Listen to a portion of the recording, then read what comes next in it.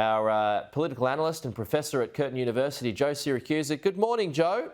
So good morning, it's Pete. still there. It's still hot in Taiwan since we last spoke. Many people have suggested, though, the attacks or the show of force by China isn't as grand as they might have expected, but it's still quite a message that China is sending. How much do you think is President Xi here playing for a domestic audience? Well, probably 50 to 60%.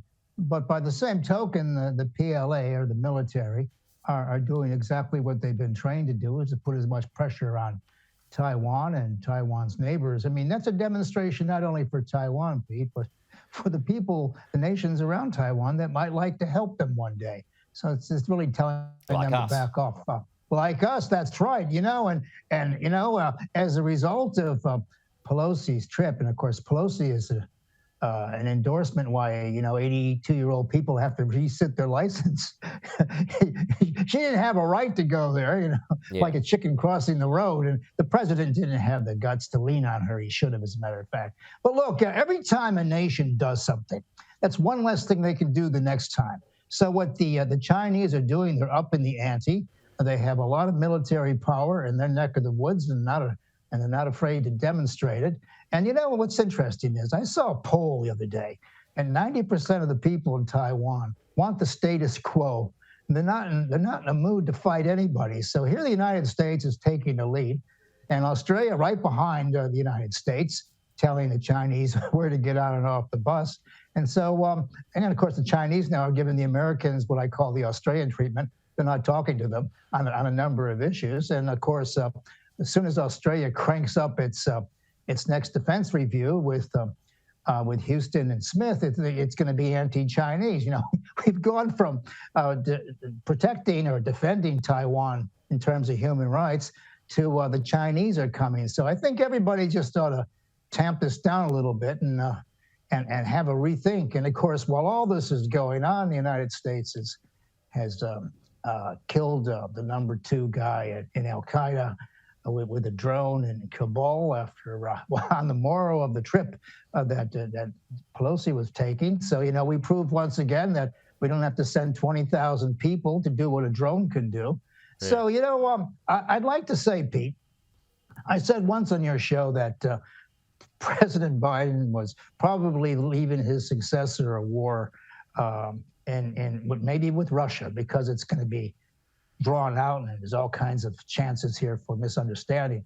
But we're close to a war in the Middle East with Iran. If we don't get a deal with them, if we don't lock them up, the Israelis will show us how it's done, and we're all going to be in on it together. And of course, now we're tiptoeing to war in Beijing. So President Biden has left his successor with 3 possible wars, and the United States can't handle that. Nor can Australia. Well, it's interesting, all of that. And in terms of the polls that now put Biden lower than Trump, which might come to a surprise to a lot of people, but in the history of American presidents, are we getting into worst president scenario here with Joe Biden?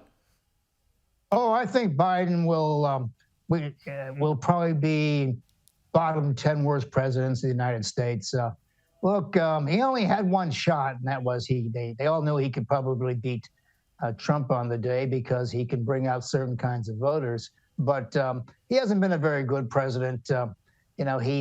He's promised a great deal. He hasn't been able to deliver. And look, whatever his cognitive problems are, he's a step behind in dealing with these things. Well, sorry, Jay, just to interrupt you there too, because wasn't it? Yes, it was Barack Obama who warned everyone, right? Don't underestimate Biden's ability to F things up. Yes. He said everything he touched turns to crap, and sooner or later. And look, Biden comes from this little state of Delaware. He was a protege of the Kennedy family. I mean, Ted Kennedy was his mentor. He doesn't have all that great experience that people thought he had. He's been running around the world now for 2 years telling everybody America's back, but nobody believes a word he says. Putin has called his bluff, and I think the Iranians are calling his bluff, and we know that President Xi Jinping has called his bluff. Well, China, so, yeah, that's right. like everybody's calling his bluff, and the United And States that all is no started from longer. Afghanistan.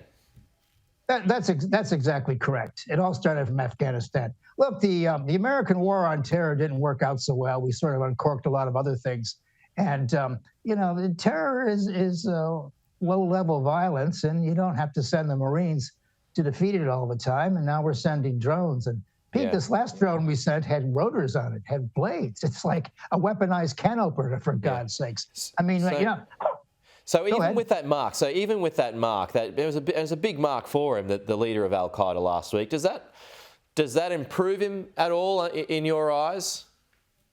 No, not really. And I could prove this because there was no dancing in the streets when he announced the news that the Zawahiri was killed. I mean, it's just it didn't make an impression on Americans because, as far as they're concerned, they're disgusted with the Afghan experience.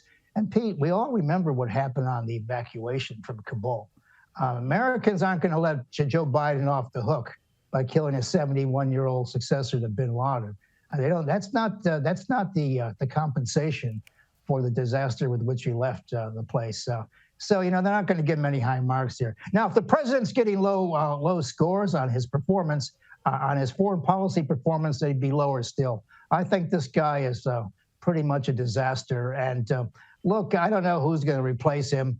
And I'm not saying that Donald Trump would do a better job, but it seems to me that we're going to have to do something, or we're going to find ourselves in all kinds of bother in all kinds of places.